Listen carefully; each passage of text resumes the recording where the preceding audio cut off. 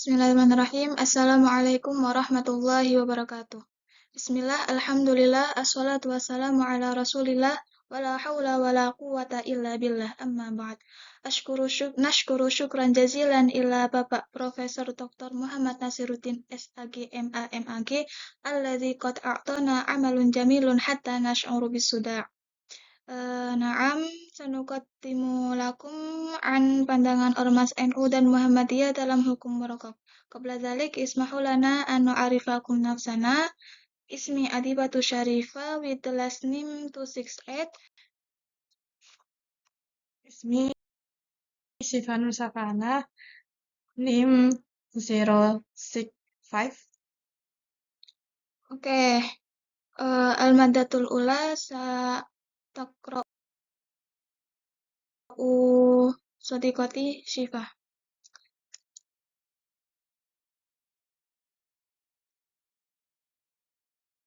Oke, yang pertama hukum rokok dalam Islam. Merokok pada hakikatnya adalah menghisap gabungan pengaruh yang merugikan dari nikotin, karbon monoksida, tar, dan racun lainnya. Hukum rokok dalam Islam tidak dijelaskan dan tidak ada dalil eksplisit dalam Al-Quran dan hadis, maupun pendapat dari madhab tertentu. Islam apabila menentukan hukum rokok itu berdasarkan dampaknya. Apabila rokok itu membahayakan, maka hukumnya haram, dan apabila tidak jelas, maka hukumnya makruh. Kemudian yang selanjutnya itu hukum rokok menurut NU. Menurut NU itu hasil fatwanya terkait hukum rokok adalah makruh, yang artinya lebih baik ditinggalkan. Dalam hal ini, NU mengambil jalan tawasud.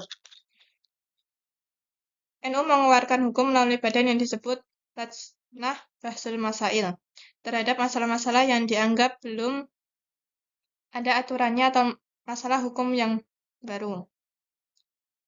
Kemudian menurut Bapak Fathul Bar yang menjabat sebagai Ketua Tahfidziyah NU di Desa Karangmanis, Merisan, Klaten, bahwa merokok dalam pandangan NU itu masih dilematis.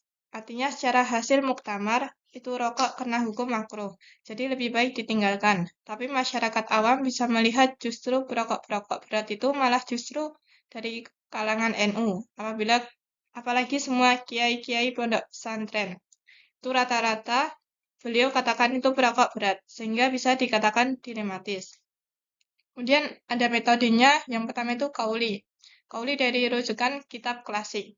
Kemudian yang kedua, ilhaqi. Analogi terhadap hukum terdahulu.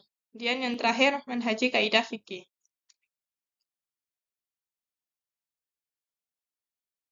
Selanjutnya, hukum rokok menurut Muhammadiyah. Menurut keputusan Majelis Tarjih dan Tasdid Pimpinan Pusat Muhammadiyah nomor 6, _SM, _MDT, _3, _2010. Hukum dari merokok adalah haram. Hal itu disebabkan karena merokok itu banyak mudarat. Menurut Bapak Fadli yang menjabat sebagai Ketua Ranting Muhammadiyah di Desa Karangmanis, Merisan, Klaten, bahwa merokok itu dapat menzalimi diri sendiri. Karena merokok dapat merusak kesehatannya sendiri, maka dari itu hukumnya itu haram. Masyarakat yang mengikuti Ormas Muhammadiyah belum bisa menerima semua, masih ada yang merokok juga. Karena mungkin dia mengganggu bahwa fatwa itu hasil ijtihad, tapi kalau yang diharamkan itu langsung dari Allah dan dari Al-Quran, yang mana semuanya harus mengikuti. Sedangkan hukum merokok itu ada beberapa yang belum mengikuti fatwa dari Majelis Tarjih karena hasil ijtihad. Kemudian ada metode. Yang pertama, bayani atau semantik. Itu melihat dari sisi makna dan interpretasi bahasa. Kemudian yang kedua, taklili atau rasionalistik, yaitu melihat sisi penalaran. Kemudian yang ketiga, istislahi atau filosofis, itu melihat sisi kemaslahatan.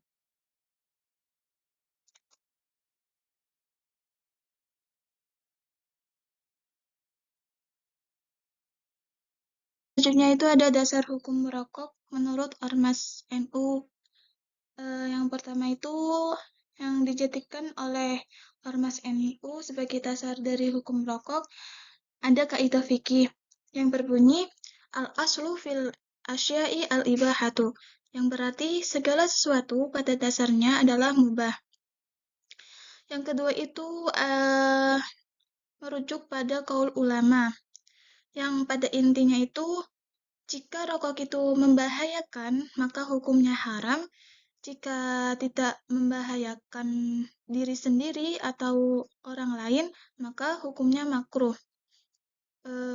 Lalu lebih spesifiknya lagi, NU itu merujuk kepada kaul Abdurrahman ibnu Muhammad ibnu Husain ibnu Umar Alawi yang tertera di dalam Buyatul Mustarsyidin yang berbunyi lam yarid fitana buki hadithun anhu wala athara an ahadi minas salafi walladhi yadharu annahu in arada lahu ma yahrimuhu binisbati liman yadurruhu fi aqlihi au badanihi faharamun kama yahrumul asalu alal mahruri watini liman yadurruhu waqad ya'rudu lahu ma yubihuhu bal yasiruhu masnunan kama idza sta'mala litadawi biqauli thiqatin aw tajribati nafsahu bi annahu dawa'u lil 'illati allati syaraba laha katadawi bin najasati khairu sarfil khamri wa hitsu khala an tilkal awaridi fa huwa makruhun idzal khilaful qawiyyu fil hurmati yufidul karahah.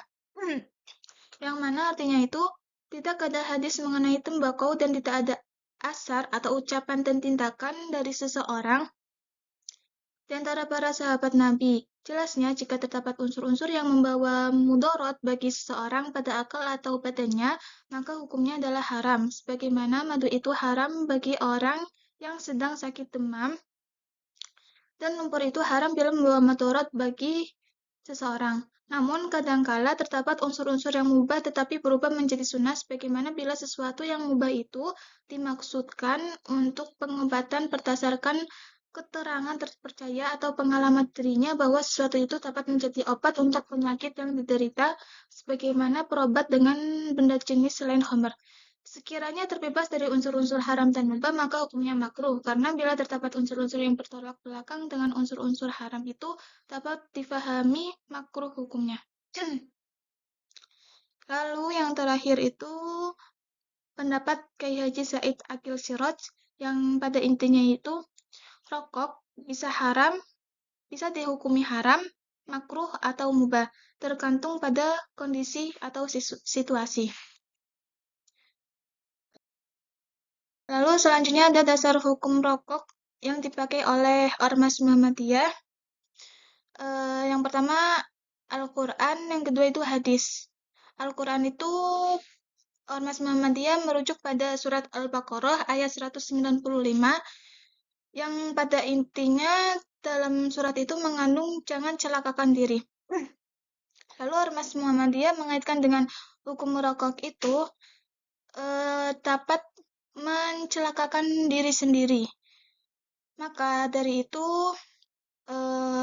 rokok hukumnya haram karena dikaitkan dengan surat Al-Baqarah tadi yang ada larangan jangan celakakan diri. Lalu yang kedua ada surat Al-Isra ayat 26 sampai 27 yang pada intinya larangan pemborosan. Yang mana rokok itu dapat menimbulkan sifat boros. Karena apabila uangnya itu digunakan untuk rokok, itu Muhammadiyah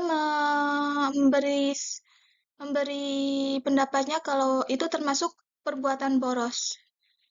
Soalnya kalau uang itu bisa digunakan untuk kebutuhan lain. Maka dari itu hukum rokoknya itu haram. Lalu yang terakhir ada surat Al-A'raf ayat 157 yang mana pada intinya halal yang baik, haram yang buruk. Karena merokok itu hal yang buruk, maka merokok itu hukumnya haram menurut Ormas Muhammadiyah. Lalu ada dasar pada hadis yang berbunyi la dororo wala diroro, yang artinya tidak boleh membahayakan diri sendiri dan membahayakan orang lain.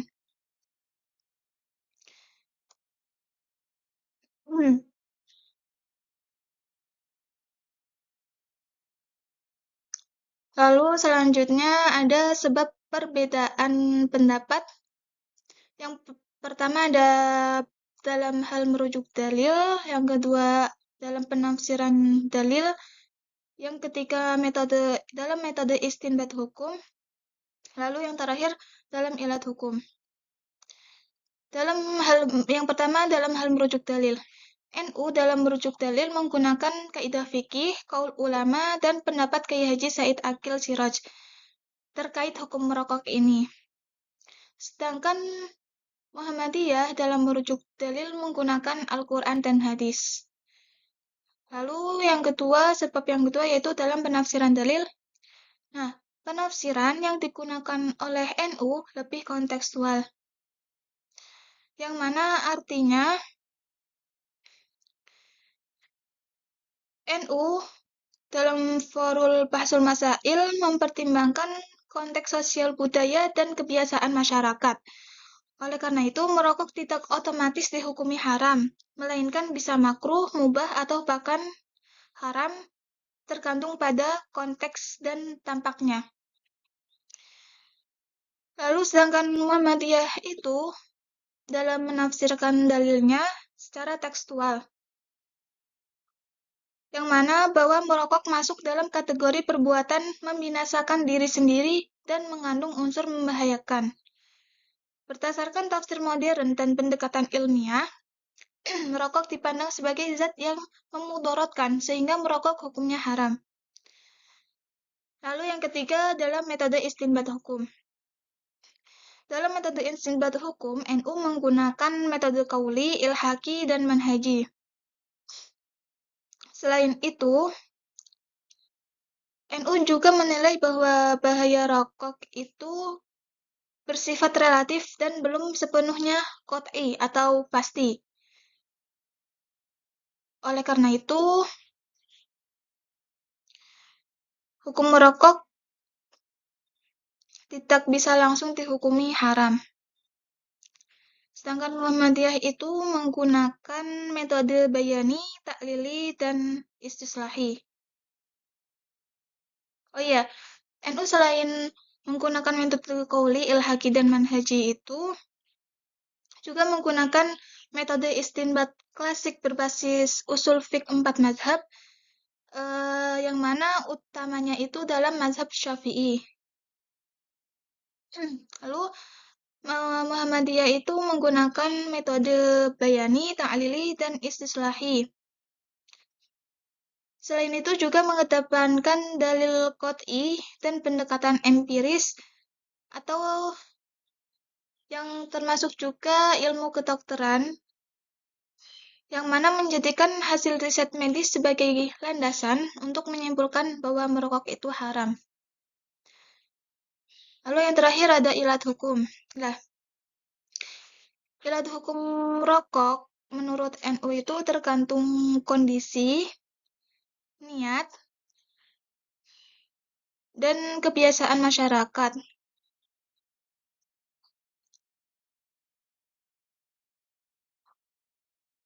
Dalam beberapa kasus itu, menurut NU, merokok bisa dihukumi makruh, mubah, atau haram jika terbukti membahayakan secara personal. Maksudnya kalau terbukti membahayakan secara personal itu maka dihukumnya haram menurut Ormas NU. Nah, sedangkan menurut Muhammadiyah, rokok itu membawa mudarat besar dan dapat menyebabkan kematian karena Muhammadiyah itu memandang bahwa akhir zaman ini banyak yang merokok dan banyak pula yang meninggal disebabkan karena keseringan merokok. Yang mana dengan mengacu pada kaidah fikih yang sudah dijelaskan tadi, la darara wala dirara. Tidak boleh membahayakan diri sendiri dan tidak boleh membahayakan orang lain. Yang terakhir, dokumentasi wawancara pada kelompok kami.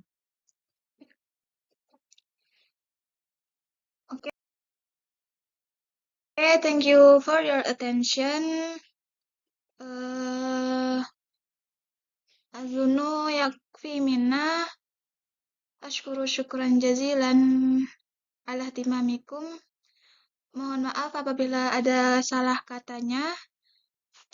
Sekian dari kelompok kami. Wassalamualaikum warahmatullahi wabarakatuh.